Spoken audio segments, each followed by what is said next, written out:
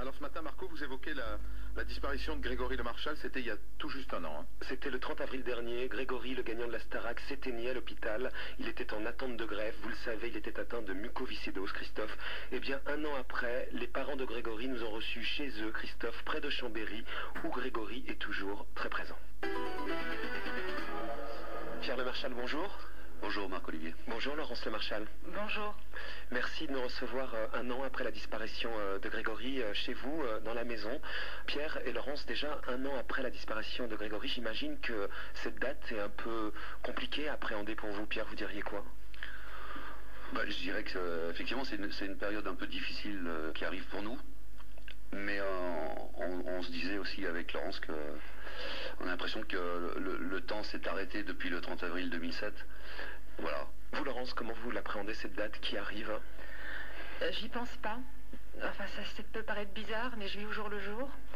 Ma vie, elle s'est arrêtée en tant que telle le 30 avril. Mais je continue, moi, ma vie avec mon fils. Et je l'appréhende pas plus qu'une autre date parce que tous les jours sont difficiles. Tous les jours, il faut se battre. Et tous les jours, il faut avancer. C'est sûr, quand vous dites que votre vie s'est arrêtée le 30 avril, Laurence, vous voulez dire que depuis un an, vous êtes en sursis d'une certaine manière et vous vous battez pour Grégory dans le cadre de l'association qui porte son nom? Comme tout parent qui perd un enfant, je crois qu'il n'y a pas pire. On dit quand on perd son mari qu'on est veuve, on perd ses parents, on est orphelin, on perd un enfant, on n'est rien, quoi. C'est pas normal. Et moi, donc, c'est ce que je vous disais, je vis toujours avec Grégory, on vit toujours avec Grégory, je lui parle, alors peut-être que je n'ai pas encore réalisé, c'est vrai, mais mon fils, je le sens vraiment avec nous. Et tout ce que l'on fait, on est tellement portés. Pour moi, il n'y a aucun doute, donc j'ai la foi. Puis aussi, Grégory disait, il était tellement fort, il nous disait, peu importe les blessures de nos vies et nos peines à l'infini, c'était sa phrase, peu importe, il faut continuer à avancer, à se battre. Quand vous dites, Laurence et Pierre, que Grégory est toujours là, dans cette maison, vous nous recevez ce matin, il est là, il y a des photos de lui partout, il y a les DVD des prime time de la Star Academy, des quotidiennes de la Star Academy, et c'est pas du tout lourd comme atmosphère chez vous, c'est gai cette atmosphère chez vous, Pierre. Oui, c'est pas quelque chose de mythique quelque part, c'est pour nous tout à fait naturel. C'est notre manière à nous de dire, ben voilà, il est là, il est partout. Ceci étant, tout ce qui est enregistré de la Star Academy, tout ce qui est passé, on a du mal à le regarder. Pour l'instant, c'est là, ça bouge pas. Les photos, bien évidemment, on tourne la tête à gauche, à droite, on voit Grégory. Mais il est avec nous, mais je pense que même s'il n'y avait pas ces photos, il serait avec nous. C'est difficile à expliquer ce genre de choses. On ne s'est même pas posé la question, en ce qui nous concerne, savoir ce qu'on allait faire de notre maison après une telle tristesse. Et voilà, c'est comme ça. Et on s'en accommode très bien. Et ça nous va tous les trois vraiment très bien. Tous les trois, Laurence, c'est évidemment votre fille également qui est là, Leslie. J'imagine que ça a été compliqué pour elle depuis un an aussi de garder son énergie de jeune fille et d'être comme ça, d'avoir une force positive. Elle vous aide aussi à aller voir cette force positive, Leslie? Oui, ce qu'on aussi souvent on se parle, déjà c'est une grande force, je crois qu'on a une grande chance, c'est d'être très unis.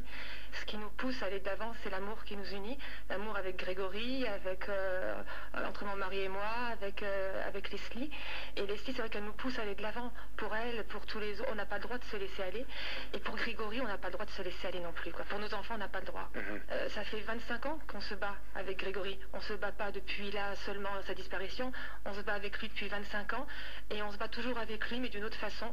Encore aujourd'hui, et pour les autres aujourd'hui. Maintenant, c'est pour tous les autres enfants et les jeunes qui souffrent. Concrètement, Pierre, l'association aujourd'hui, elle fait quoi? Puisque c'est des choses très concrètes qu'elle fait, cette association. On a beaucoup de rendez-vous actuellement qui sont pris dans les hôpitaux, dans les services ophtalmologiques, en particulier chez les jeunes qui sont les services qui sont atteints de mucoviscidose.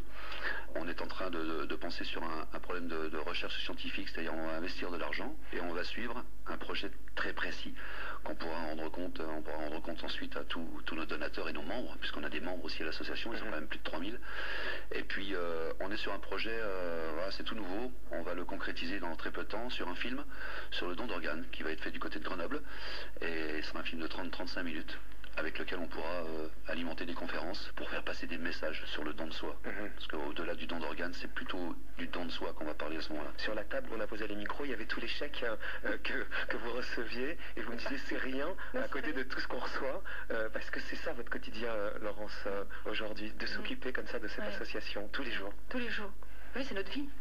Vous dites que vous lui avez fait une promesse de maman sur son lit de malade, c'était de continuer à se battre pour lui. Cette promesse-là, vous lui avez faite les yeux dans les yeux.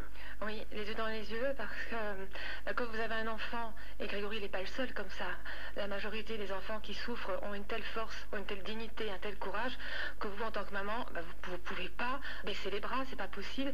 Et c'est vrai que dans des moments très très durs, quand vous avez votre fils qui vous regarde, et vous lui donnez tellement d'énergie aussi pour qu'il continue, et je lui ai fait la promesse, c'est vrai, de toujours de tenir debout, d'être là. De toute façon, quand il s'est endormi, on était sûr, nous on y croyait encore, on lui a dit qu'on serait là à son réveil, et qu'on continuera à se battre. Dans le cadre de cette association, Karine, la fiancée de Grégory, elle vous aide, elle est toujours là, Pierre?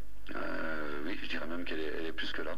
C'est-à-dire? Elle répond à tout ce qu'on lui demande, elle nous aide beaucoup. Dès qu'on a une opération autour de Paris, elle est là. Elle descend même ici en Savoie quand il y a des petites manifestations, quand elle peut se rendre disponible. Alors c'est un peu particulier, Karine. C'est des choses qu'on n'arrive pas à s'expliquer, mais il faut la laisser vivre ce qu'elle est en train de vivre. Elle vit un drame aussi de son côté par rapport à la disparition de Greg. Et c'est difficile de l'initier à tout ce qu'on fait parce qu'il faut qu'elle vive aussi. J'espère que sa vie va continuer dans d'autres domaines, dans d'autres directions. Mais pour l'instant, elle est avec nous.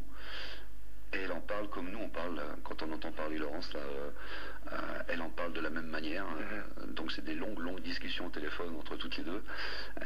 C'est une fille remarquable, qui est très intelligente et qui a la tête bien sur les épaules et qui supporte un peu tout ce qui se passe comme elle est en plus médiatisée sur la télévision. C'est un peu difficile pour elle parce que beaucoup de paparazzi derrière elle chaque fois qu'elle sort. Bon, c'est assez dur à vivre de ce côté-là, mais pour l'instant, elle le vit très bien. Laurence, on a l'impression qu'elle fait un peu partie de la famille, Karine, on sent ça dans ce que vous dites. Ah oui, c'est ma belle-fille. C'est votre belle-fille. Notre belle-fille, oui. Et je l'aime profondément, on l'aime profondément. Ça se sent. Oui, c'est quelqu'un vraiment de très sincère, et ça ne m'étonne pas que mon fils l'aimait. Voilà. Merci beaucoup de nous avoir reçus chez vous à Chambéry, Laurence et Pierre, donc des sites de l'association, puisque c'est important, c'est aussi comme ça qu'on va pouvoir faire perdurer la mémoire de Grégory. On est dans l'association, donc sur le site d'RTL, rtl.fr, pour vous aider au quotidien. Merci Pierre. Merci Marc-Olivier. Merci Laurence. Merci beaucoup Marc-Olivier. Bonne journée à vous. Merci.